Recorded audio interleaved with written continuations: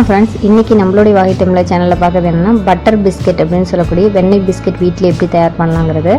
வெண்ணெய் அப்படின்னாவே பொதுவாக நம்மளுக்கு உடல் எடையை கூட்டும்னு நினைக்கிறோம். கண்டிப்பாக அது கிடையாது. வெண்ணெயில் இருக்கக்கூடிய லெசித்தின் அப்படிங்கிற ஒரு பொருள் வந்து பார்த்திங்கன்னா கொலஸ்ட்ராலை கரைக்கக்கூடியது. அப்போ உடல் எடையை வந்து நம்ம கட்டுப்பாட்டுக்குள்ளே வச்சுக்கலாம் வெண்ணெய் சாப்பிட்றதுனால. வெண்ணெய் வந்து ஒரு சிறந்த ஆன்டிபாக்டீரியல் அப்படின்னு சொல்லுவாங்க. அதனால் நம்ம உடலில் ஏற்படக்கூடிய நோய் தொற்றுக்களை வந்து அழிக்க வல்லது. இப்போ எப்படி இந்த வெண்ணெய் பிஸ்கெட்டை செய்யலாம் அப்படிங்கிறத பார்க்கலாமா? வாங்க வீடியோக்குள்ளே போகலாம்.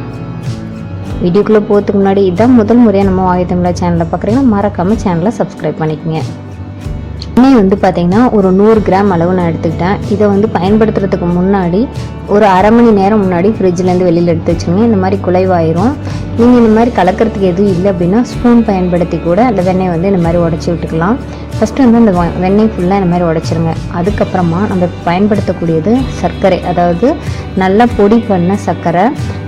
என்னதுன்னா அரை கப் அளவு நான் எடுத்துக்கிட்டேன். இது இதனுடைய அளவு வந்து பார்த்திங்கன்னா ரேஷியோ 1 கப்பு மைதா மாவுக்கு அரை கப் அளவு பொடித்த சர்க்கரையை வந்து நீங்கள் போட்டுக்கலாம். நான் இப்போ 1 கப் போட போகிறேன், அதனால் நான் அரை கப் அளவு சர்க்கரை வந்து பொடித்து இதில் சேர்த்துக்கிறேன். இதுக்கு எதுவும் தண்ணி கலக்கக்கூடாது.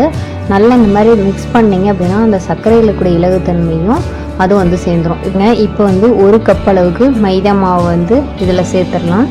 இதுக்கு துளி அளவு கூட நம்ம தண்ணி சேர்த்து தேவையில்லை. அந்த சர்க்கரையில் இருக்கக்கூடிய தண்ணி பதமும் வெண்ணெயும் சேர்ந்து தான் இதில் மிக்ஸ் ஆக போகுது. இந்த மாதிரி நல்லா வந்து ஒரு 150 கிராம் மைதா மாவுக்கு ஒரு 100 கிராம் அளவுக்கு வெண்ணெய் நீங்கள் சேர்த்துனிங்கன்னா கரெக்டாக இருக்கும், பதம் கரெக்டாக இருக்கும். இந்த மாதிரி நல்லா வந்து கலக்கிட்டு, இது பாருங்கள், இந்த மாதிரி கலக்கிட்டேன். இது மாவு கை வச்சு நல்லா பிசைஞ்சிட்டிங்கன்னா இந்த மாதிரி சாஃப்டாக நல்லா பிசைஞ்சு வந்துடும். நான் எதுவுமே தண்ணி ஊற்றலை, வெண்ணெயிலே ஃபுல்லாக பிசைஞ்சு எடுத்துக்கிட்டேன். இந்த பாருங்கள் எவ்வளோ சாஃப்ட்னஸ் கொடுக்குது அப்படின்னு சொல்லிட்டு பாருங்கள். ஏன்னா அது காரணம் என்ன, அந்த வெண்ணெயில் இருக்கக்கூடிய அந்த ஈரத்தன்மை தான் ஃபுல்லாக இந்த மாதிரி ஆகிடுது. இப்போ நம்ம இதை என்ன பண்ணால் ஒரு இட்லி பாத்திரம் வச்சுட்டு அதில் வந்து உப்பு நிரப்பிக்கிட்டேன். இல்லை அப்படின்னா நீங்கள் மணல் இருந்ததுன்னா அதை போட்டுருங்க. பிஸ்கட் செய்ய போனாலும் பேக் பண்ண போகிறோம், அவ்வளோதான். இந்த மாதிரி எல்லாம் நல்லா பரப்பி விட்டுருங்க. கல்லுப்பு பயன்படுத்திக்கிங்க. இது இட்லி பாத்திரத்தில் வச்சுட்டேன். வச்சதுக்கப்புறமா அந்த இதை வந்து பார்த்திங்கன்னா இந்த மாதிரி உருண்டை பிடிச்சிங்கன்னா நல்லா அந்த வெண்ணெய் பாருங்கள் கையில் எப்படி இருக்குது அப்படின்னு சொல்லிட்டு நல்லா வந்து இந்த மாதிரி உருண்டையாக பிடிச்சிங்க. உருண்டை பிடிச்சிட்டு நல்லா ஒரு ப்ரெஷர் கொடுங்க. லைட்டாக ஒரு ப்ரெஷர், இந்த மாதிரி ஆகிடும், அவ்வளோதான். அதுக்கப்புறம் நம்மளுக்கு வேணும்னா அதில் என்ன டிசைன்ஸ் வேணாலும் போட்டுக்கலாம். நம்ம இப்போ டீ கடையில் அந்த மாதிரி இருக்கக்கூடிய பிஸ்கட் மாதிரி நம்ம சும்மா ஒரு கோடு மாதிரி நம்ம போட்டு விடுறோம். அது நம்மளுடைய சாய்ஸு. ஒருவேளை உங்கள்கிட்ட அச்சு ஏதாவது இருந்துச்சு அப்படின்னா ஸ்டார் மாதிரி இல்லை நிலா மாதிரி, அது உங்களுடைய சாய்ஸ், நீங்கள் போட்டுக்கலாம். இப்போ நான் வந்து எதுவும் இல்லாதனால வெறுமனா வந்து என்ன பண்ணால் கையில் உருட்டிட்டு அதை வந்து இந்த மாதிரி ஒரு ஷேப்புக்கு வந்து ரெடி பண்ணி வச்சுட்டேன்.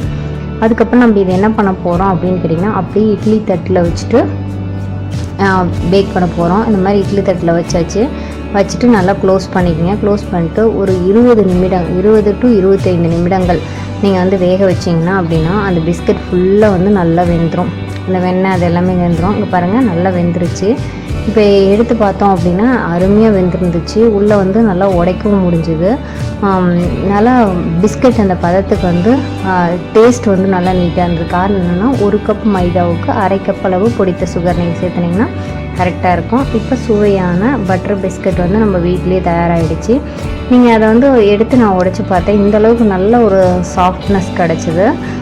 குழந்தைங்களும் நல்லா விரும்பி சாப்பிடுவாங்க. இந்த மாதிரி குவாரண்டைன் டைமில் வெளியில் போய் பிஸ்கட் வாங்க முடியாது அப்படிங்கிறதுக்கு பாருங்கள் பின்பகுதியும் நல்லா வெந்திருக்கு. என்ன பண்ணிக்கலாம் அப்படின்னா வீட்டிலே இந்த மாதிரி பட்டர் பிஸ்கட் வந்து குழந்தைங்களுக்கு செஞ்சு கொடுக்கலாம். ரொம்ப எளிதான மெத்தடு. கண்டிப்பாக இது பிடிச்சிருக்குன்னு நினைக்கிறேன். ஃப்ரெண்ட்ஸ், இது பிடிச்சிருந்துச்சுன்னா உங்கள் ஃப்ரெண்ட்ஸ் கூட ஃபேமிலி மெம்பர்ஸ் கூட ஷேர் பண்ணிக்கோங்க. இந்த மாதிரி தகவலை தெரிஞ்சுக்கணும்னு நினச்சிங்கன்னா நம்ம வாகை தமிழா சேனலை மறக்காமல் சப்ஸ்கிரைப் பண்ணி வச்சுக்கோங்க.